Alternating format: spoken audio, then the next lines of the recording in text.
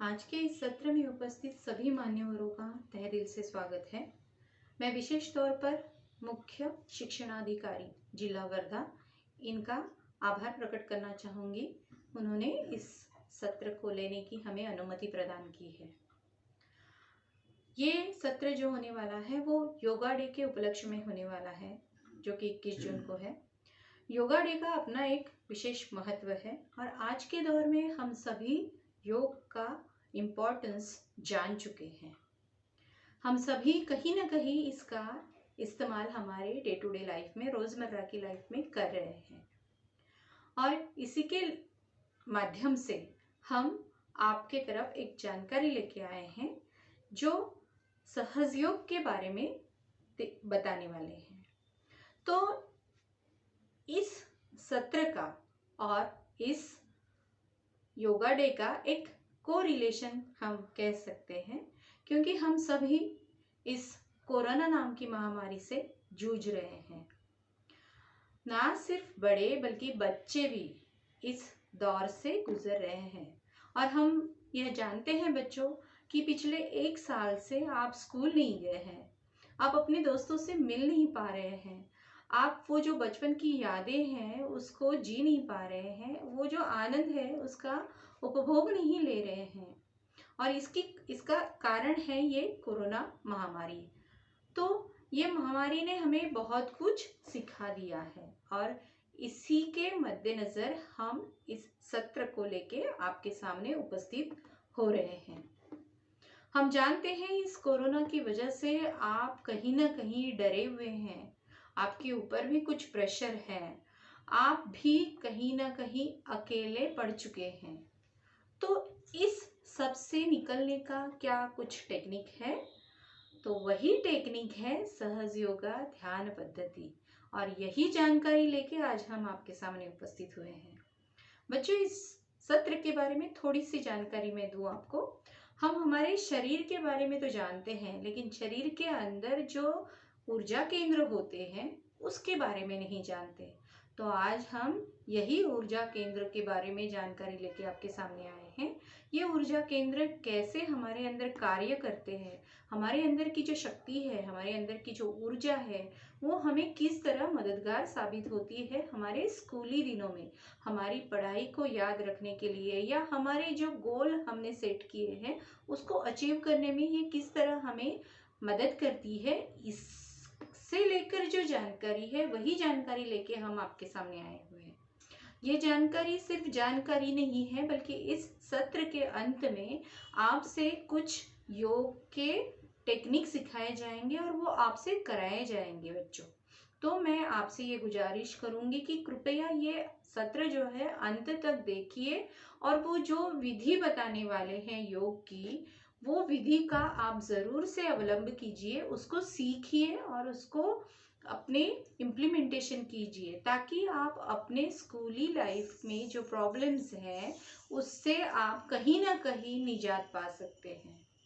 और ये हमारा जो सत्र है वो आपके सामने प्रस्तुत करने आ रहे हैं एडवोकेट महेश धांडेकर जी।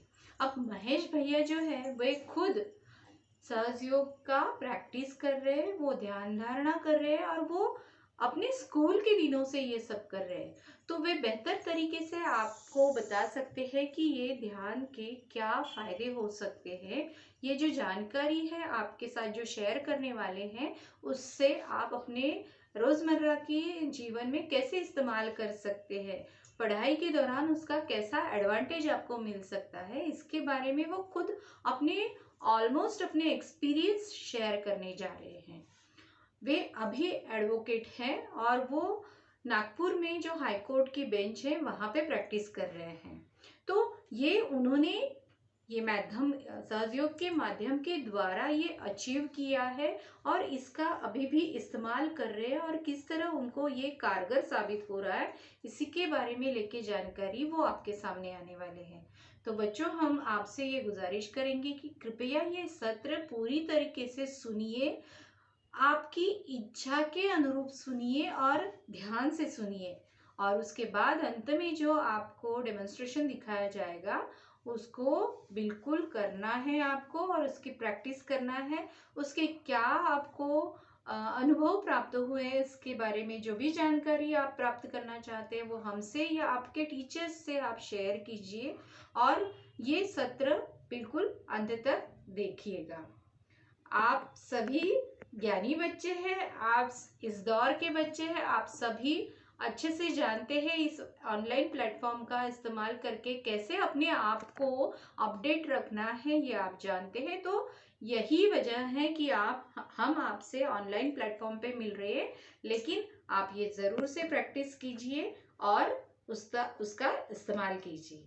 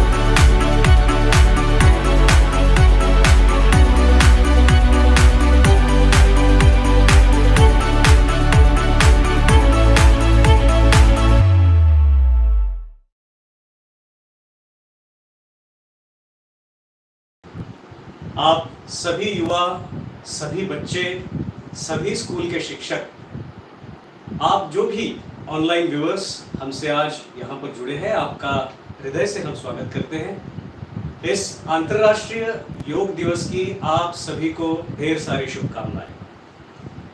आज का जो दिन है अंतर्राष्ट्रीय योग दिवस, वह आप सभी विद्यार्थियों के लिए, आप सभी युवकों के लिए, आप सभी शिक्षकों के लिए एक विशेष अभिनंदन का दिन है, क्योंकि ये आज आप लोगों के उत्साह का, आपकी उमंग का, आपके उल्लास का, आपकी चैतन्य शक्ति का दिन है।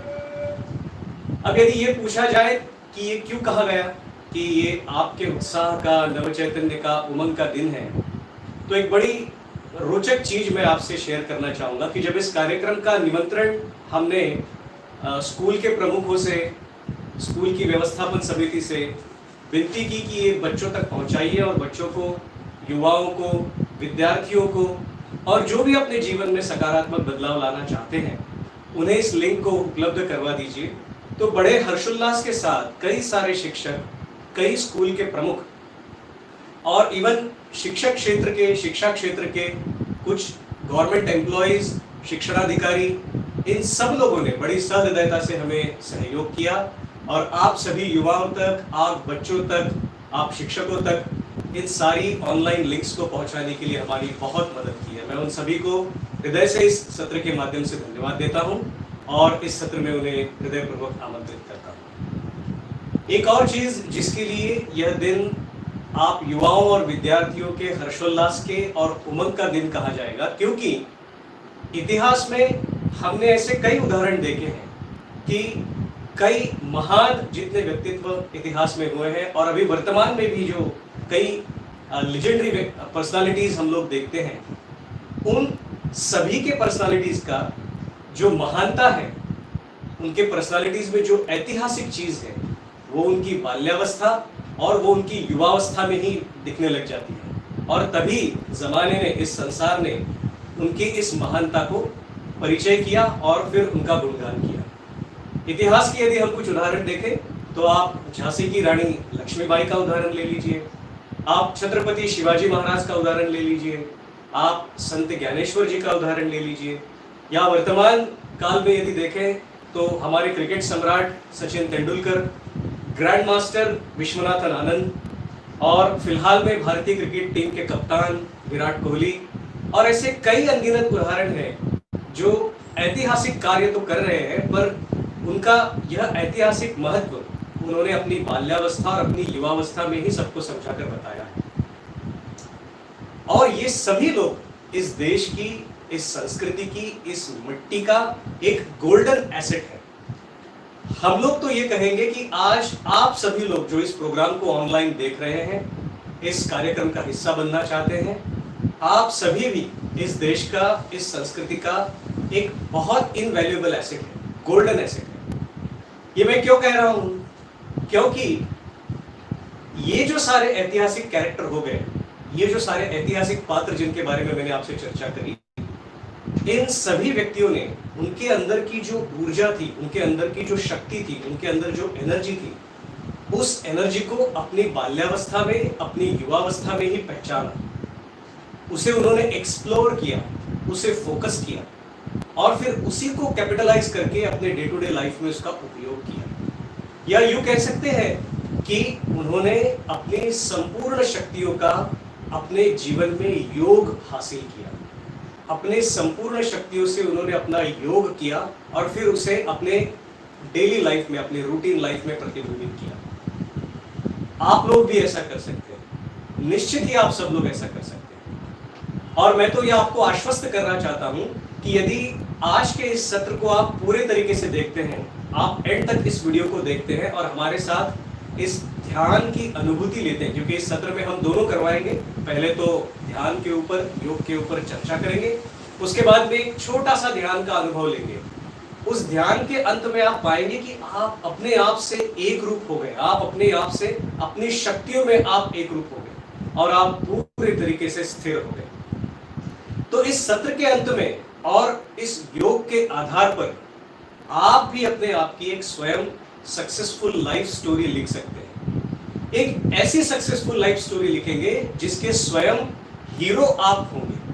आप दूसरे किसी हीरो को क्रिएट नहीं करेंगे और दूसरे किसी हीरो को फॉलो नहीं करेंगे। You will be the hero of your own story, क्योंकि आपका सारा परिवार आपको एक सेलिब्रिटी की तरह रखता है।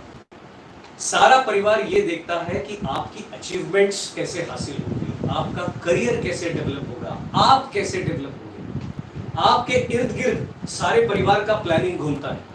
कहीं साल भर में बाहर जाना हो तो आपकी एग्जाम्स कब है, आपके छुट्टियां कब लग रही है, ये सारा शेड्यूल देख करके आपके पेरेंट्स, आपके शिक्षक, आपकी ट्रिप्स, आपका आउटिंग अरेंज करते हैं। घर के सारे फंक्शंस भी आपके हिसाब से तय होते हैं। तो मैं तो कहूंगा कि आप अपने परिवार के सेलिब्रिटी हैं, आप अपने परिवार के वीआईपीज हैं, जिनको देख करके ही सारा परिवार का शेड्यूल नियंत्रित किया जाता है। आपके परिवार का एंटरटेनमेंट, टीवी का वॉचिंग टाइम, सब लोगों का शेड्यूल भी आपके हिसाब से तय होता है, इसलिए आप सेलिब्रिटी हैं।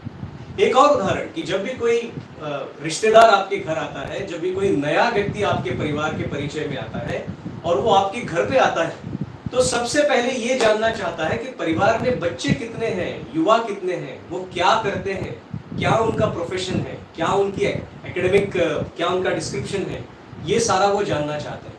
यदि आपके घर में कुछ ट्रॉफीज रखी हुई हो तो आने वाला मेहमान पहले ये जानना चाहता है कि ये किसका अचीवमेंट है, ये किसने अचीव किया है।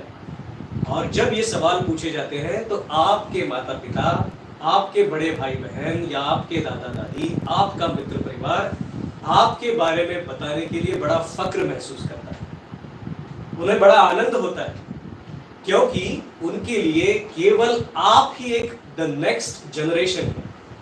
आप ही अपनी फैमिली में एक ऐसा एलिमेंट है जो आपके परिवार को भविष्य के नए सपने दिखा सकता है।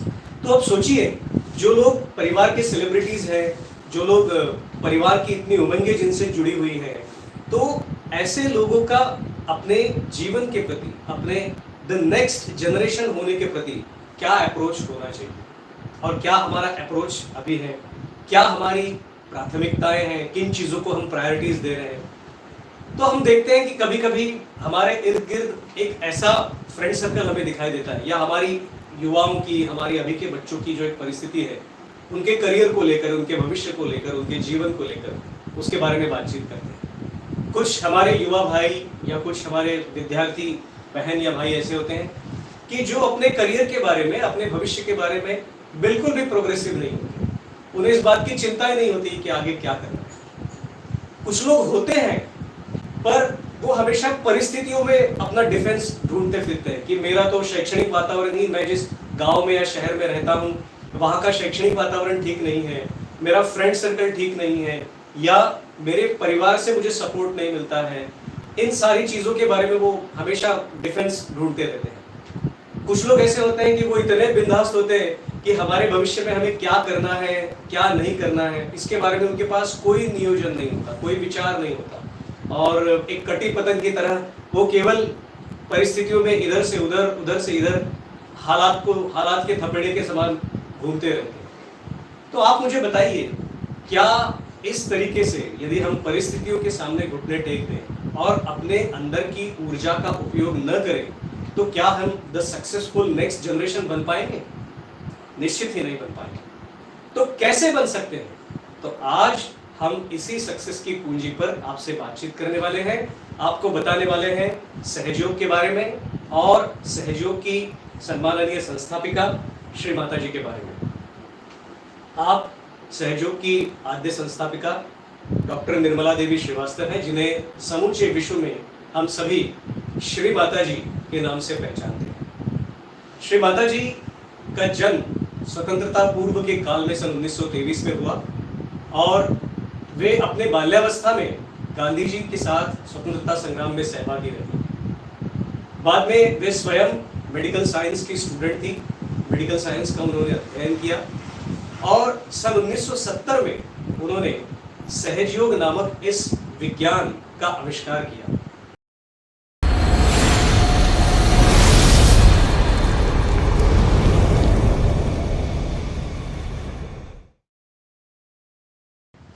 आप सभी बच्चों से मेरी विनती है कि आप सभी युवाओं से मेरी विनती है, सभी बहनों से, सभी शिक्षकों से मेरी विनती है कि आपने निश्चित ही ह्यूमन एनाटॉमी सब्जेक्ट अपने स्कूल में पढ़ाया होगा।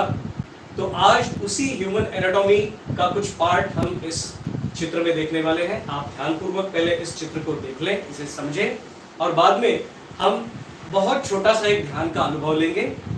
जल्दी से मैं इस चार्ट के बारे में आपको समझाता हूं और उसके पश्चात हम ध्यान की ओर बढ़ेंगे।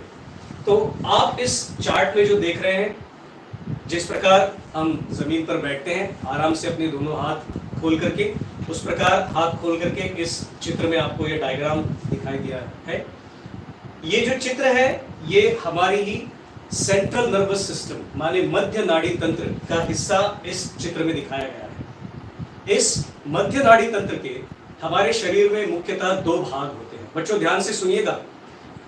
एक तो सिंपैथेटिक नर्वस सिस्टम जो इस डायग्राम में दिखाया गया है, एक होता है ऑटोनोमस नर्वस सिस्टम। ये ऑटोनोमस नर्वस सिस्टम हमारे हार्ट के फंक्शन को संभालता है और सिंपैथेटिक नर्वस सिस्टम इस चित्र में जो दिखाया गया है, इसे फर्दर बाइफरकेशन यदि हम करें तो ये जो लेफ्ट साइड की चैनल आपको दिखाई दे रही है, मेडिकल साइंस में या ह्यूमन एनाटॉमी में इसे लेफ्ट सिंपैथेटिक नर्वस सिस्टम कहते हैं। जो राइट की ओर दिखाई दे रही है येलो कलर में, इसे राइट सिंपैथेटिक नर्वस सिस्टम कहते हैं। अब योग में इन नाड़ी तंत्र का अलग अलग नाम है और उसके डिफरेंट फंक्शंस हैं। जिस प्रकार हमारे शरीर में नाड़ियां होती हैं और शरीर के अलग अलग अवयवों को संभालने के लिए नाड़ियों के गुच्छे होते हैं, तो ये जो नाड़ी हमारे अंदर है, इस लेफ्ट सिंपैथेटिक नर्वस सिस्टम को कहते हैं ईड़ा नाड़ी। क्या कहते हैं? ईड़ा नाड़ी। ये ईड़ा नाड़ी क्या करती है? ये हमारी विल पावर से रिलेटेड है, हमारी इच्छा शक्ति से रिलेटेड है। जब तक हमारे अंदर ये नाड़ी संतुलित होती है, ऊर्जावान होती है, गतिशील होती है, हमारे अंदर मजबूत इच्छा शक्ति बनी रहती है। और यदि ये नाड़ी हम निरंतर ध्यान के माध्यम से यदि हम इसको बैलेंस रखते हैं, स्वच्छ रखते हैं, शुद्ध रखते हैं, तो हमारे पूरे करियर में हम कभी भी इच्छा शक्ति की कमी हमें नहीं, हम इच्छा शक्ति से भरपूर होते हैं। जब ये शक्ति हमारे अंदर क्षीण हो जाती है, तभी हम अपनी इच्छा शक्ति को या विल पावर को खो बैठते हैं। तो हम सभी चाहेंगे कि हम सदैव हमारी विल पावर को स्ट्रांग रखें। जिस प्रकार ये हमारी इच्छा शक्ति या हमारी विल पावर को संभालता है, उस प्रकार ये जो राइट साइड की नाड़ी है, राइट सिंपैथेटिक नर्वस सिस्टम, इसे कहते हैं पिंगला नाड़ी। ये आपकी कार्य शक्ति को संभालता है। ये इच्छा शक्ति माने विल पावर, ये कार्य शक्ति माने उस विल पर आप जो वर्कआउट करेंगे उस कार्य शक्ति को। ये राइट साइड जो हम सोचते हैं, पढ़ते हैं, याद करते हैं, या जितने भी हम मेंटल काम करते हैं, उन सारे मेंटल फंक्शंस को इस राइट साइड से चैनलाइज किया जाता है। जो लोग इस राइट साइड का बैलेंस नहीं रख पाते हैं, जो लोग इस राइट साइड का बैलेंस खो बैठते हैं, वो लोग स्वभाव से बहुत आक्रामक होते हैं, बड़े अस्थिर होते हैं। आपने शायद शिक्षकों ने या आप युवाओं ने भी देखा होगा कि कुछ बच्चे, कुछ युवा बहुत अस्थिर होते हैं। वो किसी चीज पर कुछ समय के लिए कॉन्सेंट्रेट ही नहीं कर पाते। थोड़ी देर बैठेंगे, फिर उधर भागेंगे, इधर भागेंगे। और आजकल कई सारे डिवाइसेस भी हमारे पास में ऐसे हैं कि हमें बार बार इधर से उधर भागने के लिए मजबूर कर देते हैं। तो हमारे अस्थिरता हमारे अंदर, यदि ये ऊर्जा चैनल हमारे अंदर अस्थिर हो जाता है तो आती है। अब ये जो बीच का चैनल आपको दिख रहा है, this is the channel of striking the balance, क्योंकि इसे कहा जाता है पैरासिम्पैथेटिक नर्वस सिस्टम या सुषुम्ना नाड़ी। ये नाड़ी क्या करती है? हमारी विल पावर और हमारी acting upon the willpower, इन दोनों फंक्शंस को बैलेंस करने का काम ये बीच का चैनल करता है, जिसे पैरासिम्पैथेटिक नर्वस सिस्टम या सुषुम्ना नाड़ी कहा जाता है। एक और इंपॉर्टेंट चीज, आप इस सुषुम्ना नाड़ी पर ये कुछ फ्लावर जैसे डायग्राम्स देख रहे हैं। ये क्या है? तो हमारे शरीर में जहां जहां पर जो जो शारीरिक अवयव है, जैसे यहाँ शरीर का मलमूत्र बाहर निकालने वाले अवयव हैं, यहाँ हमारा लीवर है, ये पेट का फंक्शन है, ये हमारा हार्ट है, ये हमारा ईयर नोज एंड थ्रोट है, ये आईज है, ब्रेन है, this is the last portion of the brain. तो इन सारे शारीरिक अवयवों का कामकाज संभालने के लिए, उसे ठीक से नियंत्रित करने के लिए, संचालित करने के लिए, बैलेंस करने के लिए कुछ नाड़ियों के गुच्छे हमारे अंदर होते हैं, जिसे मेडिकल साइंस में प्लेक्सस कहते हैं। क्या कहते हैं? प्लेक्सस। अब इन सातों, ये जो 7 मुख्य प्लेक्सस हमारे शरीर में है, इन सातों प्लेक्सस को ये कहा जा सकता है कि ये एनर्जी के स्टोर हाउस है हमारे। इनमें बड़ी सुंदर एनर्जी छिपी हुई है, जो हमारे पढ़ाई में, हमारे करियर में, हमारी पर्सनालिटी में कई सारी पॉजिटिव चीजें भर सकती हैं। आइए जानते हैं कौन से हैं। ये पहला जो एनर्जी सेंटर है, इस पहले एनर्जी सेंटर को मूलाधार चक्र कहते हैं। मेडिकल साइंस में इसे पेल्विक प्लेक्सस कहते हैं। ये हमारी स्मरण शक्ति का, या हमारे अंदर जो ग्रास्पिंग पावर है, उस ग्रास्पिंग का पावर का सारा कारोबार इस मूलाधार चक्र से चलता है। इसका एक और काम है, हमारे अंदर जो स्मरण शक्ति होती है और जिसे कह सकते हैं आकलन शक्ति हमारे अंदर जो होती है, वो इस मूलाधार चक्र से रेगुलेट होती है। जिन लोगों का ध्यान के कारण ये चक्र शुद्ध हो जाता है, उनकी स्मरण शक्ति, उनकी आकलन शक्ति बड़ी मजबूत होती है। इसलिए आपने इतिहास में कई उदाहरण देखे होंगे कि कुछ संतों के, ऋषि मुनियों के ध्यान की शक्ति के कारण उनका मूलाधार चक्र शुद्ध और मजबूत होता है और उनकी स्मरण शक्ति बड़ी मजबूत होती है। उसके ऊपर जो दूसरा चक्र है, इसे स्वादिष्ठान चक्र कहते हैं। मेडिकल साइंस में इसे आउटिक प्लेक्सस कहते हैं। ये हमारे चित्त को, हमारे अटेंशन को, हमारे कंसंट्रेशन को एक जगह रखने का काम करता है। बार बार जो हमारा अटेंशन इधर से उधर, यदि क्लासरूम में बैठे हैं तो बैठेंगे क्लासरूम में, देखेंगे ब्लैक बोर्ड पर, मगर मन कहीं और भागता है। आप युवा हैं, कॉम्पिटिटिव एग्जाम्स की तैयारी कर रहे हैं, आपके पास कम समय है, मगर एग्जाम में क्या होगा, इसी के डर के कारण आपका चित्त एक जगह नहीं लगता, तो आपका अटेंशन इस दूसरे चक्र से, आउटिक प्लेक्सस, स्वादिष्ठान चक्र, इसी चक्र से फैट सेल्स को कन्वर्ट करके एनर्जी हमारे ब्रेन तक आती है। इसलिए ये चक्र मजबूत होगा तो हमारी ब्रेन की पावर स्ट्रांग होगी। तीसरा चक्र, इसे नाभि चक्र कहते हैं, सिलियाक प्लेक्सस इसे कहते हैं। ये हमारे अंदर की नर्वसनेस को शांत करता है। जिसका ये चक्र मजबूत होता है, वो व्यक्ति सहसा नर्वस नहीं होता, बड़ी शांति से अपने कार्य को पूर्ण करता है। ये हमारे डाइजेस्टिव सिस्टम को संभालता है, हमारे हेल्थ लेवल पर ये हमारे डाइजेस्टिव सिस्टम को संभालता है। उसके इर्द गिर्द आप ये जो गोलाकार देख रहे हैं, इसे भी स्पिरिचुअल लैंग्वेज में या योग की भाषा में इसे वॉइड कहते हैं, भवसागर कहते हैं। ये हमारा सेंटर ऑफ ग्रेविटी है। हमारी पर्सनालिटी में जो ग्रेविटी होती है, या हमारे अंदर जो निर्णय क्षमता होती है, उस निर्णय क्षमता का सारा सूत्र, सारा संचलन केंद्र इस भवसागर से चलता है। जब आप युवा हैं, आप विद्यार्थी हैं, आप पालक हैं, आप शिक्षक हैं, आपके अंदर जब तक निर्णय क्षमता नहीं होगी, आप अपने निर्णयों के लिए इधर उधर इसके आगे पीछे भागते फिरेंगे। लेकिन सही समय पर सही निर्णय लेना, ये एक यशस्वी व्यक्तित्व की कुंजी होती है। तो ये कुंजी आपके सेंटर ऑफ ग्रेविटी में यहाँ पर छिपी हुई है, इसे हम भवसागर कहते हैं। उसके ऊपर ये कार्डियक प्लेक्सस, इसे अनाहत चक्र कहते हैं या हृदय चक्र कहते हैं। इसी से हमारी पावर ऑफ इम्यूनिटी रेगुलेट होती है। काफी सारे वायरसेस, डिसीजेस हमें बिल्कुल तकलीफ नहीं दे सकते यदि हमारा ये कार्डियक प्लेक्सस या हमारा अनाहत चक्र स्ट्रांग होगा। ध्यान में जब हमारा अनाहत चक्र पूरे तरीके से स्ट्रांग होता है तो सहजता से हमारी इम्यूनिटी पावर, रोग प्रतिकारक शक्ति हमारे अंदर बढ़ती है और हम इन जनरल किसी वायरस के शिकार नहीं होते हैं। तो आप लोगों के लिए इस वर्तमान परिस्थिति में ये चक्र भी बड़ा महत्वपूर्ण है। उसके ऊपर पांचवा चक्र, इसे सर्वाइकल प्लेक्सस कहते हैं, ये विशुद्धि चक्र कहलाता है। आपके सेंटर ऑफ कम्युनिकेशन से इसका बड़ा गहरा ताल्लुक है। आप किस तरीके से लोगों से कम्युनिकेट करते हैं, क्या बात करते हैं, कितनी बात करते हैं, किस तरीके से बात करते हैं, किस लहजे में बात करते हैं, ये आपके इस विशुद्धि चक्र से कोरिलेट होता है। एक युवा के तौर पर जब हम किसी इंटरव्यू के लिए अपीयर होते हैं तो आपको कितना आता है ये नहीं देखा जाता, आप जो आता है उसको किस तरीके से एक्सप्रेस करते हैं, आप उस एस्टेब्लिशमेंट के लिए किस तरीके से उपयोग में आते हैं, वो सारा स्किल ऑफ कम्युनिकेशन आपके इस विशुद्धि चक्र से डेवलप होता है। सो विशुद्धि चक्र या सर्वाइकल प्लेक्सस आपके कम्युनिकेशन को कोरिलेट करता है। ये आपके टीम वर्क का भी चक्र है, जो साथ में मिलकर कोरिलेट होकर के हमें काम करना है, सबको एज ए टीम उस विशुद्धि चक्र से काम करते हैं। उसके ऊपर छठा चक्र, ये आपका आज्ञा चक्र या इसे ऑप्टिक चश्मा कहा जाता है। आपकी दोनों आंखें जहां अंदर की ओर एक दूसरे को वो नर्व्स शॉर्ट होती है, उस जगह पर ये छठा चक्र है और आपके अंदर के टेम्परामेंट को ये बैलेंस रखता है, आपके गुस्से को ये शांत रखता है। टेम्परामेंट किस चीज को कहेंगे? तो किसी काम को लेकर के ज्यादा समय तक कंसिस्टेंटली काम करने की जो आपकी लगन होती है, उस लगन को कहते हैं टेम्परामेंट। जिनका ये चक्र स्ट्रांग होता है उनकी लगन बड़ी मजबूत, एक चीज को लेकर बड़े सातत्य से वो काम कर सकते हैं और उनका कभी मूड ऑफ नहीं होगा, छोटी छोटी चीज पे वो गुस्सैल नहीं होंगे। तो ये छठा चक्र हमें उसलिए काम आता है। अब ये बड़ा इंपॉर्टेंट चक्र है क्योंकि लेफ्ट, राइट और मिडल, ये तीनों चैनल्स यहाँ पर एक दूसरे को क्रॉस करते हैं। उसके ऊपर ये सातवां चक्र, इन सारे 6 चक्रों को ऑर्गेनाइज करना है, उनको कोरिलेट करना है, उनकी एनर्जी को सिंथेसिस करना है। इन सारी एनर्जीज को सिंथेसिस करने का काम ये सातवां चक्र, सहस्त्रार चक्र कहलाता है।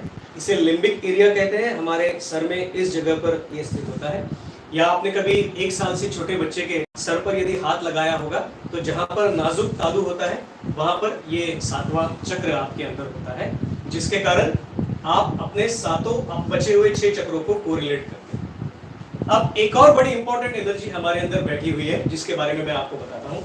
ये जो ट्रायंगल आप देख रहे हैं, ये ट्रायंगल हमारी जो बैक बोन है, हमारा जो मेरुदंड है, हमारी जो रीढ़ की हड्डी है, उसका सबसे निचला छोर जो होता है उसे मेडिकल साइंस में सैक्रम बोन कहा जाता है, पवित्र अस्थि कहा जाता है, क्योंकि इसी सैक्रम बोन के अंदर एक शक्ति हमारे अंदर बैठी हुई है जो कुंडलाकार या सर्पिलाकार या कॉइल के फॉर्म में बैठी हुई है, इसलिए इस शक्ति को कुंडलिनी शक्ति कहते हैं। जब हम ध्यान करते हैं तब ध्यान की अवस्था में ये शक्ति ऊर्ध्वगामी होकर, माने ऊपर की ओर चल करके इन सारे 6 चक्रों को ये ऑर्गेनाइज करती है, उसकी एनर्जी को प्यूरिफाई करती है, एनर्जी को खोलती है और उस एनर्जी को हमारी पर्सनालिटी में, हमारे स्वभाव में उसको रिफ्लेक्ट करती है, जिससे हमारा शारीरिक स्वास्थ्य, हमारा मानसिक स्वास्थ्य, हमारी बौद्धिक शक्ति, हमारी वैचारिक शक्ति, हमारा पावर ऑफ एक्सप्रेशन, ये सारा ऑर्गेनाइज होता है।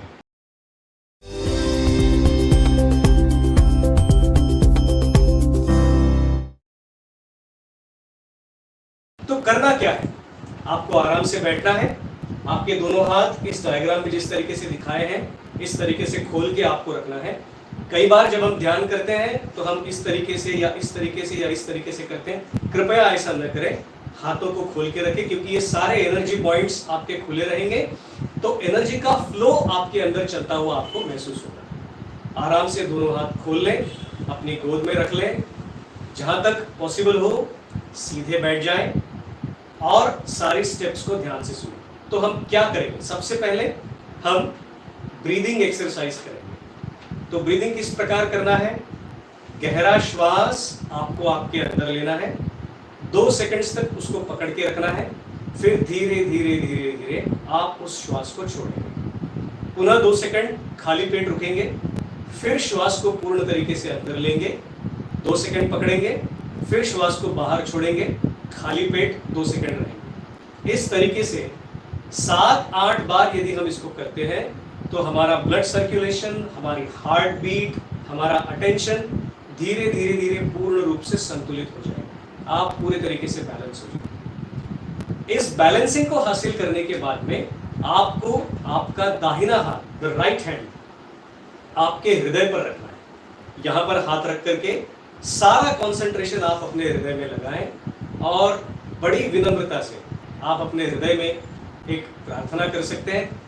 आप जिस भी स्वरूप में परमात्मा को मानते हैं तो आप, और यहाँ जो शक्ति है वो मातृ रूपेण है, तो आप माँ के फॉर्म में भी इस शक्ति का आह्वान कर सकते हैं और आप ये कह सकते हैं कि हे परमेश्वरी माँ, हमारे हृदय में आ जाइए। या यहाँ पर श्री माता जी भी सहयोग के विज्ञान की आद्य संस्थापिका के स्वरूप में विद्यमान है। आप श्री माता जी भी कह सकते हैं। तो आप कहें, हृदय पे हाथ रख के सारा कंसंट्रेशन हृदय पे लगाएं और कहें, हे परमात्मा या हे परमेश्वरी माँ। पहले आप देख लें फिर इसे करें। हे परमेश्वरी माँ या श्री माता जी, हमारे हृदय में पधारिए। इस प्रार्थना को आप कहेंगे। साथ में ही कुछ बड़ी सरल सरल हिंदी भाषा में सिंपल वाक्यों में कुछ प्रार्थनाएं मैं आपको बताऊंगा। आप उसे सुने, समझें और करें। जल्दबाजी न करें, आराम से करें। इसके पश्चात इसी हाथ को उठा करके हाथ की हथेली को आपको पूर्ण रूप से आपके माथे पर इस प्रकार रखना है। हल्के से दबाना है, जैसे हम सर दर्द करता है तब दबाते हैं। गर्दन को आगे की ओर झुकाना है। इसके द्वारा हम क्या करेंगे? पहले तो हमने हमारे हृदय के अंदर जो ऊर्जा केंद्र है उसे प्रवाहित किया। अब हमारे मस्तिष्क के ऊर्जा केंद्र को हम प्रवाहित कर रहे हैं, शुरू कर रहे हैं। गर्दन को थोड़ा आगे की ओर झुकाएं। यहाँ पर एक बड़ी सरल प्रार्थना हम कहेंगे कि हे परमेश्वरी माँ, हमने सबको क्षमा कर दिया। या श्री माता जी, मैंने सबको क्षमा कर दिया। एक और प्रार्थना कहेंगे कि हे परमेश्वरी माँ, मैंने स्वयं को भी क्षमा कर दिया। या कह सकते हैं, श्री माता जी, मैंने स्वयं को भी क्षमा कर दिया। अब अंत में हाथ को उठा करके 5 उंगलियों को इस तरीके से तान लेंगे। हाथ की जो हथेली है, इस हथेली को आपके तालू भाग पर रखेंगे, हल्के से दबाएंगे और धीरे धीरे क्लॉकवाइज, घड़ी के कांटों की दिशा में क्लॉकवाइज 7 टाइम्स इसे गोल गोल घुमाएंगे। 7 टाइम्स। आपको गिनने की जरूरत नहीं है, ये स्पॉन्टेनियसली चलता रहेगा, पर आप इसे धीरे धीरे गोल गोल घुमाएं और साथ में प्रार्थना कहें कि श्री माता जी, मुझे ध्यान में उतार दीजिए। या श्री माता जी, मुझे मेरा योग प्रदान कीजिए। बड़ी सरल प्रार्थना है। इसे घुमाते जाएंगे और प्रार्थना करते जाएंगे कि श्री माता जी, मुझे मेरा योग प्रदान कर दीजिए, मुझे ध्यान में उतार दीजिए। बड़ी सरल प्रार्थना है। मैं फिर से एक बार रिपीट करता हूं। पहले हम लोग ब्रीदिंग एक्सरसाइज करेंगे, फिर राइट हैंड को हार्ट पर रखेंगे, कुछ प्रार्थनाएं करेंगे, हार्ट में कॉन्सेंट्रेट करेंगे, फिर हाथ को यहाँ रखेंगे, हल्के से दबाएंगे, गर्दन को आगे की ओर झुकाएंगे, कुछ प्रार्थनाएं करेंगे, फिर हाथ की 5 उंगलियों को तानकर हथेली को अपने तालू भाग पर रखेंगे, हल्के से दबाएंगे और धीरे धीरे 7 to 8 टाइम्स गोल गोल घुमा करके प्रार्थनाएं बताती जाएंगे, उसको करेंगे। अंत में आपको हाथ को नीचे लेना है और यहाँ कॉन्सेंट्रेट करके बस 10-15 सेकंड्स के लिए आपको शांत बैठना है। आप धीरे धीरे गहरे ध्यान में उतर जाएंगे। अंत में जब आपको कहा जाएगा, तब आप अपना हाथ माथे से ऊपर 1 इंच थोड़ा सा पकड़ के देखें कि क्या आपको क्या अनुभूति होती है। अंत में जब मैं आपसे कहूंगा तो दोनों हाथों को सीधा ऊपर ऐसे भी उठाएं और आपके पांच में आपको क्या फीलिंग आता है, इसको भी आप चेक करें। पर अब ये सारी जो क्रिया हम करेंगे वो आंखें बंद करके करेंगे, क्योंकि आंखें खुली रखेंगे तो आप मेरी तरफ देखेंगे, आप इधर उधर देखेंगे, आपका अटेंशन इधर उधर घूमते जाएगा। इसलिए कॉन्सेंट्रेट करें, शांत होकर के बैठें और इस ध्यान का हम लोग साथ में क्लासिकल म्यूजिक बजाएंगे। तो क्लासिकल म्यूजिक सुनते सुनते आपका चित्त, आपका ध्यान गहरा होते जाएगा। तो आइए शुरुआत करते हैं अपने अंदर की इस शक्ति का अनुभव करने, अपने अंदर की इस शक्ति को एक्सप्लोर करने, फोकस करने, कॉन्सेंट्रेट करने और फिर इसे अपने जीवन में इस्तेमाल करने। आइए ध्यान की शुरुआत करते हैं। दोनों हाथ खोल लीजिए, आराम से बैठ जाइए।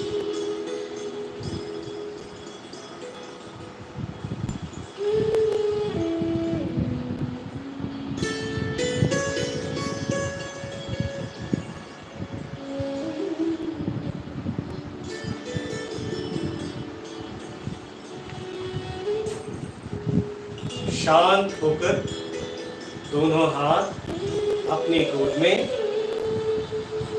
पांचों उंगलियां हाथ की खुली हुई।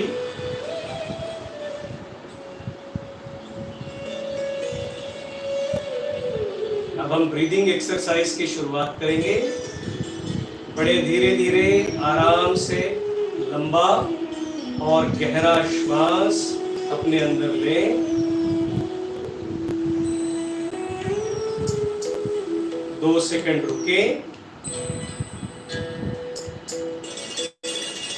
धीरे धीरे श्वास को छोड़ते हैं। 2 सेकंड रुकते हैं। इस प्रकार 7 से 8 बार आपको दोहराना है।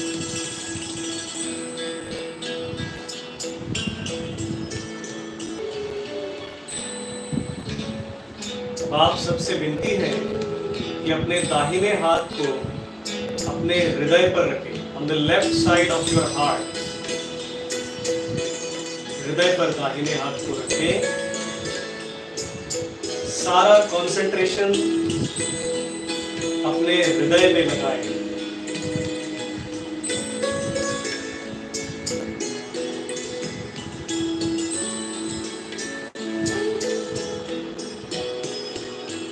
और विनम्रता से प्रार्थना करें, हे परमेश्वरी माँ,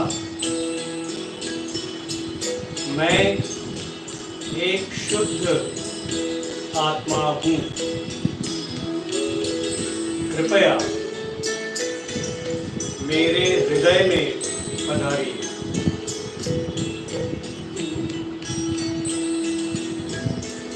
या श्री माता जी, मैं एक शुद्ध आत्मा हूँ। कृपया मेरे हृदय में पधारिए।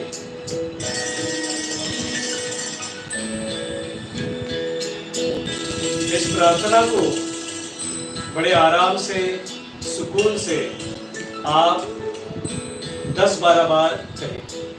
गिने नहीं, बस आराम से, सुकून से इसे कहते रहिए।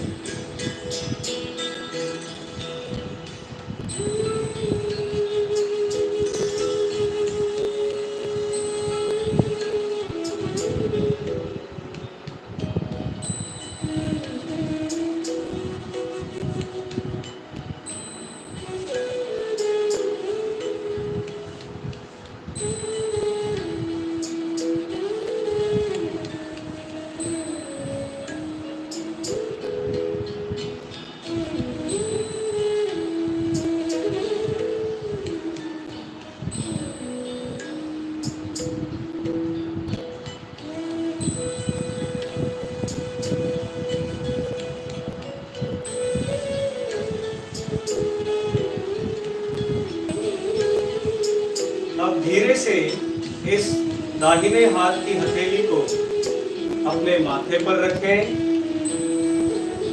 माथे को दाहिने हाथ से हल्के से दबाएं और माथे को आगे की ओर या गर्दन को आगे की ओर आराम से झुका लें। बड़ी विनम्रता से आप प्रार्थना करेंगे, श्री माता जी, हमने सबको माफ कर दिया।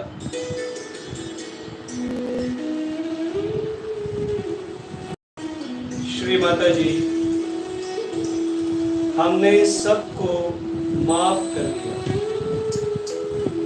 अब सोचे नहीं किसको माफ कर रहे हैं या नहीं कर रहे हैं, बस विनम्रता से एक साथ कह दें कि श्री माता जी, हमने सबको माफ कर दिया।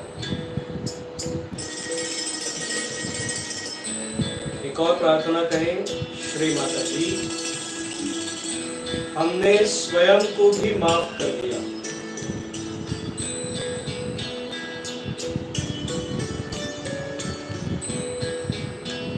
श्री माता जी, हमने स्वयं को भी माफ कर दिया।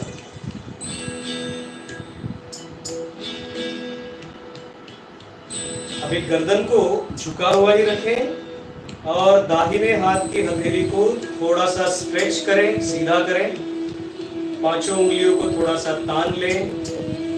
हाथ की हथेली को अपने तालू भाग पे सर के ऊपर रख लें, हल्के से दबा लें और गर्दन को झुका करके यहाँ पर जैसे पहले बताया गया था वैसे धीरे धीरे धीरे 7 से 8 बार क्लॉकवाइज डायरेक्शन में हाथ को दबा करके घुमाएं, ताकि आपके हाथ की हथेली से तालू भाग की चमड़ी धीरे धीरे घूमे। और घुमाते वक्त प्रार्थना कहें 7 से 8 बार, गिने नहीं, बस कहते जाएं। प्रार्थना है, श्री माता जी, मुझे मेरा योग प्रदान कर दीजिए।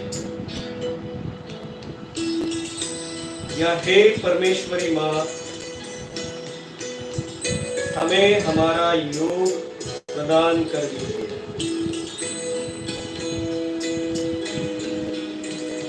हे परमात्मा, हे परमेश्वरी माँ, हमें हमारा योग प्रदान कर दीजिए। हे परमेश्वरी माँ, हमें हमारा योग प्रदान कर दीजिए। अब कृपया आंखें नहीं खोलें, आंखें बंद रखें। दाहिना हाथ वापस गोद में ले लें, शांत होकर बैठ जाएं और अपने अटेंशन को, कंसंट्रेशन को जहां हमने हाथ रखा था बस वहां हल्का ही से रखें, जोर जबरदस्ती न करें।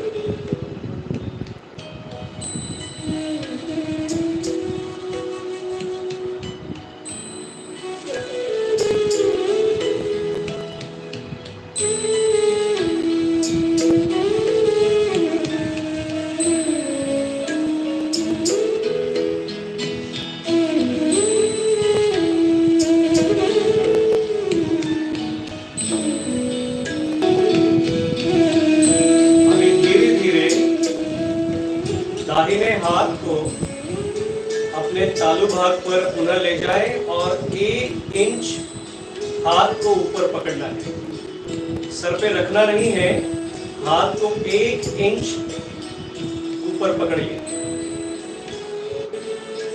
और देखिए कि क्या आपके तालू भाग से निकलती हुई और हाथ में स्पर्श करती हुई हल्की सी ठंडी या हल्की सी गर्म या लुकवाम हम जिसे कहेंगे, हल्की सी ठंडी या हल्की सी गर्म ऊर्जा की फुहर क्या आपको महसूस होती है? ऊर्जा का फ्लो क्या आपको महसूस हो रहा है? थोड़ा सा देखिए, बड़ा सूक्ष्म ये अनुभव होता है, ध्यान से इसे देखें। दाहिना हाथ नीचे ले, लेफ्ट हैंड से करके देखिए। लेफ्ट हैंड के पाम को सर के ऊपर 1 इंच पकड़ के देखें और देखें क्या हमारे तालू भाग से हल्का सा ठंडा या गर्म बहाव महसूस हो रहा है।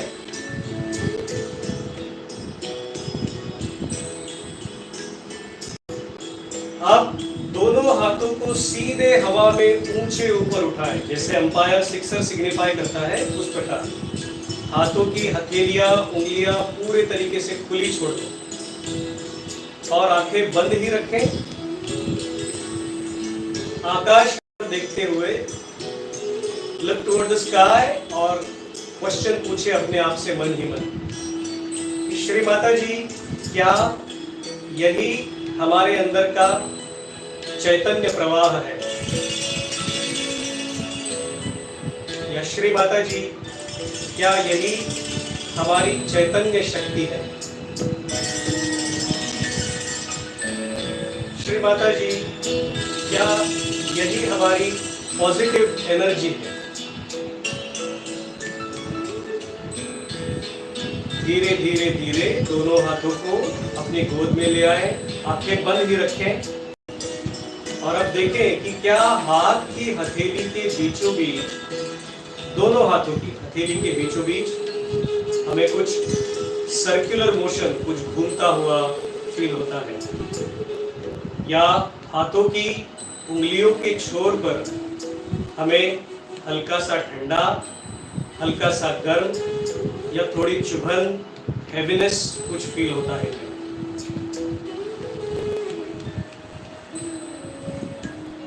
अब आराम से दोनों हाथों को जोड़ लें और अपने अंदर बैठे परमात्मा को आप प्रणाम कर लें।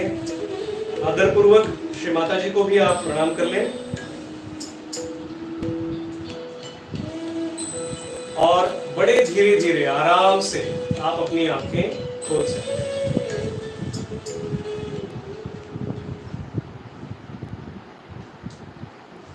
हम में से जिन लोगों ने भी इसे सिंसियरली किया है, कुछ चीजें तो हमें निश्चित फील हुई है।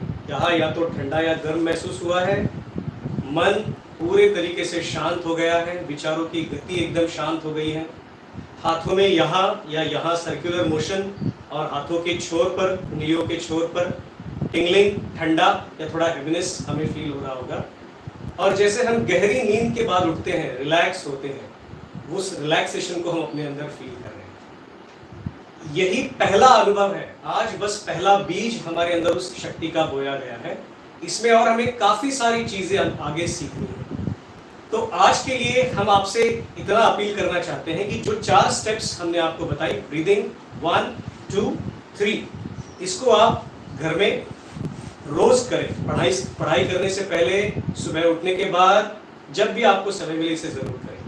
एक और चीज, यदि आपको इस ध्यान का और टेक्निक सीखना है, अपनी ऊर्जा का और अलग अलग अनुभव लेना है, सारे चक्रों में ऊर्जा कहाँ बैठी है, कैसे उसका उपयोग करते हैं, इसको यदि आपको सीखना है, तो जिस चैनल पर आप इस वीडियो को देख रहे हैं, उस नेशनल स्कूल प्रोपगेशन टीम, मैं फिर से एक बार रिपीट करूंगा, नेशनल स्कूल प्रोपगेशन टीम, इस चैनल को आप सब्सक्राइब कर लें, उसकी नोटिफिकेशंस की बेल के आइकॉन को आप दबा लें, ताकि जब भी आपके उपयोग का कोई भी वीडियो इस पर अपलोड होगा या कुछ लाइव प्रोग्राम होगा तो आपको इसकी नोटिफिकेशन मिल जाएगी। एक और चीज, इस YouTube चैनल के डिस्क्रिप्शन बॉक्स में, माने आप इस चैनल का डिस्क्रिप्शन बॉक्स खोलते हैं तो वहां पर आपको डिस्क्रिप्शन मिलेगा कि जो बच्चे, युवा या शिक्षक इस ध्यान को और आगे सीखना चाहते हैं, वो गूगल फॉर्म की एक लिंक को दबा लें। हमने उस फॉर्म का लिंक नीचे दिया है, आप उस लिंक को टच करें, फॉर्म खुलेगा।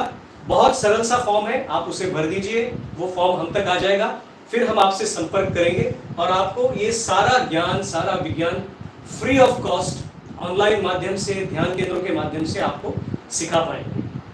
तो आप आज सभी मान्यवर इस कार्यक्रम के लिए उपस्थित हुए, तो सभी स्कूलों के प्रमुख जिन्होंने हमारी विनती का मान रखते हुए आप विद्यार्थियों तक इस लिंक को पहुंचाया, सभी बच्चे, सभी युवा, सभी बहनें जो इस लिंक को अभी देख रहे हैं, सभी टीचर्स अपने बच्चों तक इस लिंक को पहुंचाए हैं, और वह सभी सरकारी अधिकारी, शिक्षणाधिकारी जिन्होंने हमें मदद करी कि ज़्यादा से ज़्यादा बच्चों तक हम इस ध्यान की प्रक्रिया को पहुंचा सके, बच्चों को इसका लाभ दे सके। तो पूरे भारतवर्ष से जो बच्चे, जो युवा इस कार्यक्रम को देख रहे हैं, हृदय से हम उनके आभार व्यक्त करते हैं और आशा करते हैं कि आप आज निश्चित ही नेशनल स्कूल प्रोपगेशन टीम के इस चैनल को सब्सक्राइब करके इस ध्यान की पूरी प्रक्रिया को सीख लेंगे। बहुत बहुत धन्यवाद।